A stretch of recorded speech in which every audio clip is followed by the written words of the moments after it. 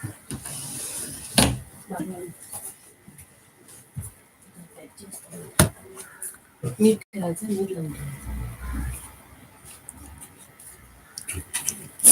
us start our this live session now about history.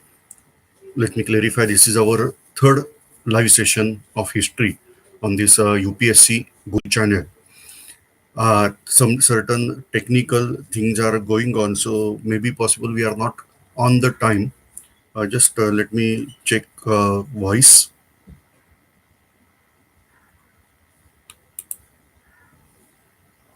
I just want to increase little bit. Yeah, thanks.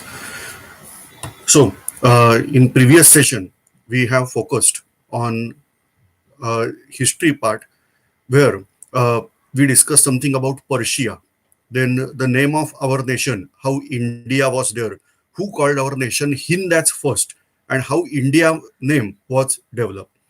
Now we are focusing on Indian literature. The question is that why Indian literature? Say earlier way, my sequence of teaching was something different. But now we decided that okay, we'll focus first on Indian literature, and after this literature focus, we will switch over to the discussion. The thing is that we must aware the richness of literature because various things are there in Indian literature. You will find that they are not observed outside in contemporary period.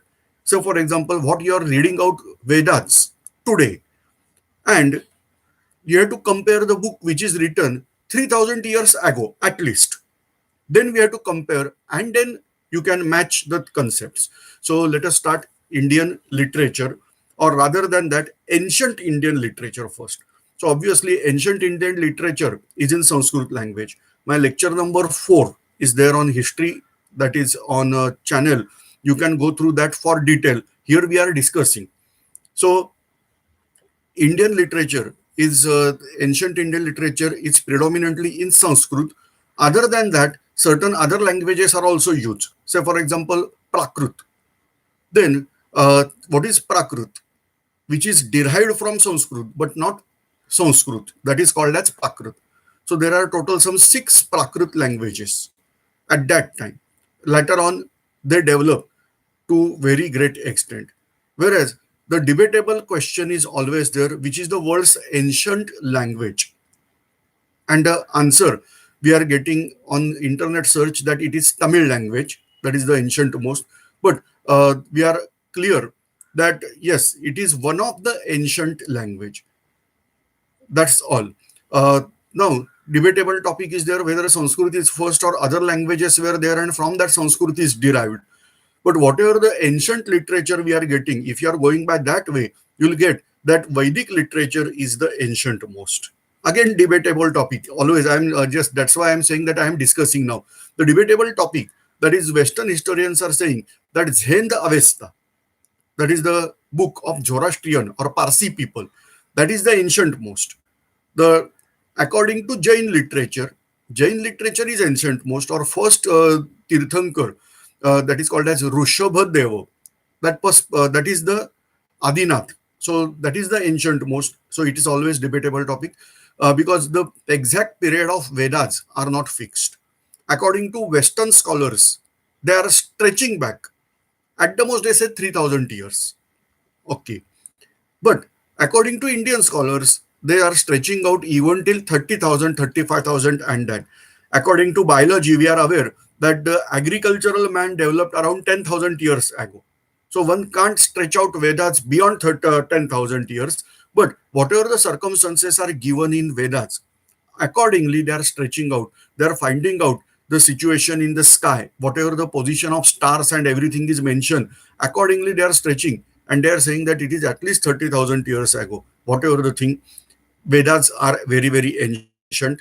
There 2 languages are used. One language is called as ancient, that is Vedic Sanskrit, and second is comparatively newer, that is Laukik Sanskrit. For that purpose, that literature discussion, you have to go through that. And then we have to focus on this Vedic literature, basically this ancient Indian literature. So we are focusing in Sanskrit. So Vedic Sanskrit, that is Vedic literature, 4 Vedas. They are Rigved, Yajurved, Samaved, and Atharvaved. Then onwards, Upanishad, we can consider something as guides for understanding Vedas. Then Brahmanaka and Aranyaka. Now it is said that in those period, civilization process developed, and therefore in the city life, the peacefulness was not observed, and therefore certain sages started going into forest, that is Aranya, and they what they thought they have written, that is called as Aranyaka. So like that processes they are there. So totally Veda, Upanishad, Brahmanaka, and Aranyaka. This is all comprising we are considering as Vedic literature. Then onwards, there is literature part that is called as Purana. Purana is already having word that is ancient, meaning of that. More than 300 Purana they are there. Out of that, 18 Purana are considered as main. Even certain books like Ramayana and Mahabharata, they are very, very greatly influenced Indian community, Indian society, but still they are not considered in Purana, but they are having status as equivalent to Purana. All right, so concept is very, very clear for you now that Ramayana and Mahabharata is not considered under Purana, but it is having status equivalent to Purana.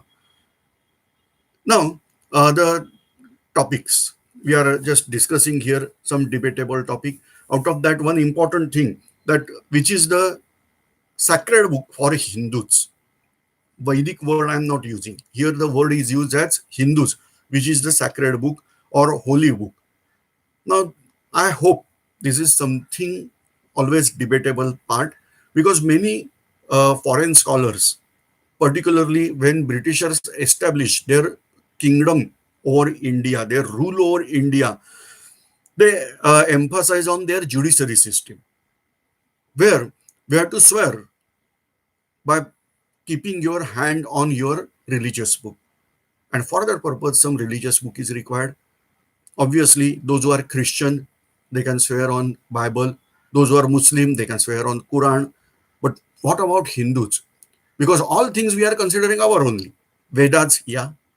Purana, Upanishad, like that. All these books. Even according to Hinduism, Lord Buddha is considered as incarnation of Vishnu. And that's why whatever we are speaking, they are considering the Buddhist concept in Hinduism only. Jainism, no doubt it is a separate part, it is a separate sect, but still uh, Hindus considered Jain principles in their own only. So for example, you are aware, during prescribed period, that is called as Chaturmas, uh, we avoid to eat onion and garlic. Many of us, not all, but they used to avoid eating garlic and onion in that period. This is no doubt influence of Jainism or Hinduism, or all over India, with fewer exceptions of region. Non-veg eating is considered as that not good thing. Veg eating is considered as good thing. This is considered as influence of Buddhism and Jainism over Hinduism. So like that things are there. And then there was a question, what we had to consider as the sacred book. And then Britishers designed with Indian scholars obviously that Bhagavad Gita should be sacred book for Hindus. And then we are calling Bhagavad Gita as sacred book. But actually, you are aware that no doubt it is one of the sacred book, but one can't say it is the scripture of only Hinduism. The thing is that, number one, read out the entire Gita. You'll never find a word Hindu in this entire book. Second thing, if I'm accepting Gita as my scripture, that is the sacred book, only sacred book, then prior to Gita, means prior to Mahabharata, because Bhagavad Gita is the book which is given by Lord Sri Krishna to Arjun on the battlefield. So prior to that, those who are there, they should not be considered as Hindu if we are considering that. And that's why clear-cut idea should be there in our mind that there is no single book for Hinduism as sacred book. Gita is one of the sacred book of Hinduism. Rather than that, Gita is explaining all the essence of whatever the earlier literature in somewhat simplified manner. That is the understanding. Bhagavad Gita is part of Mahabharata. All right. So this is something about this literature part. Then Hindu or sorry, this religion that is not only consisting of these all books. Apart from that, uh, Darshana Vangmay, that what revealed by sages, that is also considered. 9 books are considered as Darshana Vangmay. Out of that, 6 are considered as Astik Darshana Vangmay, and 3 are considered as Nastik Darshana Vangmay. Thing is that Astik, they accept Vedas as standard, Vedas as apaurushaya. Apaurushaya means not given by any man, it is given by God. Then that literature we are calling as Astik Vangmay. Nastik Vangmay, that means those who are not considering Vedas as standard, or Vedas are not given by God. They are considering the Vedas, but they consider that Vedas are man-made, not given by God. Then that literature we are considering as Nastik Vangmay.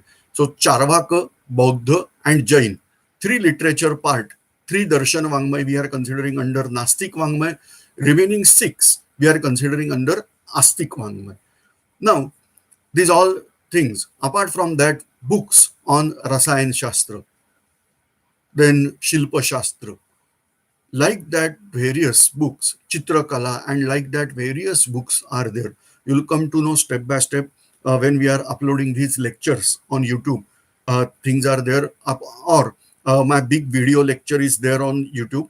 On the same channel, you can search out, you'll get that entire idea. But just I'm giving you here outline. Now, the question is about Ramayana and Mahabharata. Now, this is the period of lockdown, and many people are observing Ramayana and Mahabharata on television. So, this is revision, one can say. The thing is that Ramayana is also a book which is not given in one shot. Keep in mind, there are segments in Ramayana. Ramayana is written by great sage that is called as Valmiki. But if you are tracing out the history of this great sage Valmiki, you'll find that he was not belonging to any sage family or sacred family. He was a robber in the forest. He was a robber. He was a tribal man. And his business was robbery. Great sage Narad converted him to this non-violent activity. And then onwards, he is considered as Adya Kavi, the first poet. Again, debatable topic is there. Prior to Valmiki, whether there was poetry or not, because if you are listening to Vedas, they are all in poetic form. That is, they consider something different. Here, the description, and that's why they consider this Valmiki as Adya Kavi. He was converted from this robbery to sage. He left his past and become sage afterwards, and then he wrote this book that is Ramayana. Now, that Ramayana was having end when Lord Ram returns to Ayodhya. That was the end part. Whereas after many years, another part was written of Ramayana that was not by Valmiki, that is called as Uttarakanda. So Uttarakanda is not actually part of Ramayana, which was written by sage Valmiki. After him, many years, this part was joined. Same way about Mahabharata. The original Mahabharata written, I should not say original Mahabharata, but original book written by great sage Vyas, that was called as Jaya, which was comprising of 8,000 shlok.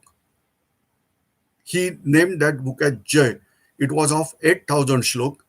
Later on, his disciple, name is Vaishampayan, he expanded it, elaborated it from 8,000 shlok to 24,000 shlok. That means 3 time dilution, 3 time expansion is there. And then that is called as Bharata. Say, these ancient people were very nice. They were not claiming the same name. That is to avoid confusion, simple thing. So Jay was written by Maharshi Vyasa, whereas Vaishampayan expanded that story into 24,000 shlok named as Bharata. Much later period, another great sage named as Sauti. So Sauti and his disciples, not alone Sauti, Sauti and his disciples expanded this Jay or say Bharat into 1 lakh shlok. So initially 8,000, then 24,000, and then 1 lakh, where they given name this book as Shata Sahastri Samhita. Shata 100, Sahastra 100,000 shlok are there, so Shata Sahastri Samhita. But it is very long name to pronounce. People simply called it Mahabharat because Bharat was the book given by Vaishampayan, 24,000 multiplied more than 4 times Mahabharat. And this is the way Mahabharat was there. So whatever the given in book of Mahabharat by Vyas, that is of only 8,000 shlok, it is expanded to 24,000 by Vaishampayan, and it is expanded to 1 lakh by Sauti and his disciples. So these are the names. And now you may find out the thing that how Bhagavad Gita is there in this Mahabharata. Getting idea? So this is something we are talking about, this Indian literature. Whatever the thing that Upanishad onwards, the literature is there in Sanskrit, that is called as Laukik Sanskrit. Whereas Vedas are having Sanskrit used, that is called as Vedic Sanskrit. Zend Avesta, that means sacred book of Zoroastrian people, which is also very, very ancient, that is having tremendous language similarity, this linguistic similarity with Vedic literature. This is one of the remarkable thing. Those who are thinking always knowledge is coming from Western side, for them it's all right. But what Indian approach is there, that knowledge is going from India to outside. For this, we have to consider this way also, that why there is tremendous similarity between Vedic Sanskrit and the Sanskrit used in Zend, Sanskrit not language used in Zend Avesta. So anyway, this is something we are discussing about Indian literature. Apart from that, you will find that various other plays, for example, play given by Kalidas, but that play is in much later period. It is not something 2000 years ago or like that, but they are also there. So the plays given by Mahakavi Kalidas, then Bhas wrote various dramas, and various books were written in Sanskrit. Even if you are aware that one of the great book written in Sanskrit, that is also Upanishad, but we don't know exact the period of this Upanishad when it is comprised. The name of this Upanishad is Allopanishad. You are getting surprised by maybe possible hearing name Allopanishad. The thing is that uh, various theories are there. Exact period of this Allopanishad is not known, but some scholars are assuming this, that during rule of Akbar, under influence of Akbar, particularly when he was establishing a religion that is called as Tawhid-e-Ilahi, or that is commonly known as Din-e-Ilahi. When he was establishing that religion, at that time this book Allopanishad was composed, or according to some scholars, this was composed under influence of elder brother of Aurangzeb or elder son of Shah Jahan. His name was Dara Shikoh, because Dara Shikoh is the person who translated Upanishad into Persian language. From Sanskrit to Persian, he translated. He means under his influence, these books were translated from Sanskrit to Persian. In European scholars, there is one person named as Akketil Dupeyron. Spelling is something different, but the pronounce of that spelling is Akketil Dupeyron. He translated his Upanishad into Latin language, and then onwards they spread into European language. So great credit is there to Dara Shikoh, elder brother of Aurangzeb. Now, under his influence only, this Upanishad called as Allopanishad was composed. the scholars, those who have studied out this Allopanishad, they say that it is just under influence of some foreign ruler or like that this was written, but this is not having that taste of Upanishad which were comprised in very ancient period. Anyway, the thing is that like that Sanskrit literature is developing also. It is not that only in period of BC only Sanskrit literature was there. In much later phase, it is there. Now, apart from that, in India, Tamil language was also one of the ancient language. Tamil is not derived directly or indirectly from Sanskrit. Keep in mind, they are separate languages. Apart from that, uh, literature is there in Pali language, which is surviving, which is even, they say that more than 1 lakh shlok literature is there. It is in form of Tripitaka. Pitaka means basket. Tripitaka, set of 3 basket, they say. And like that, ancient literature that is there in Pali language, that is Tripitaka. Jain literature is also there. They are also having very great literature in various languages, and they are translated out in Sanskrit. Surprisingly, a vast part of this Jain literature was in Paishachi language. This is one of the Prakrit language, most probably a language in northwestern part of India or today's this northwest frontier region of Pakistan, that is called as Pakhtunistan, most probably. So that is the Paishachi language. So Jain literature to very great extent was there in Paishachi language, but now we don't have any reference of this Paishachi language. This is translated from Paishachi to Sanskrit. So this way, Sanskrit literature is enriched. Now, Jain literature, that is called as Agama Grantha. So whatever the comprising of this all literature, that is considered under Agama Grantha. So this is something about Indian literature we are discussing out. Thanks for observing this video. Tomorrow, our lecture will be exactly at 10 o'clock, little bit here and there, but around 10 o'clock, our lecture will be there. And we are discussing at that time about the literature outside India in ancient period. And then onwards, we will focus on the Indian history to detail. Thanks.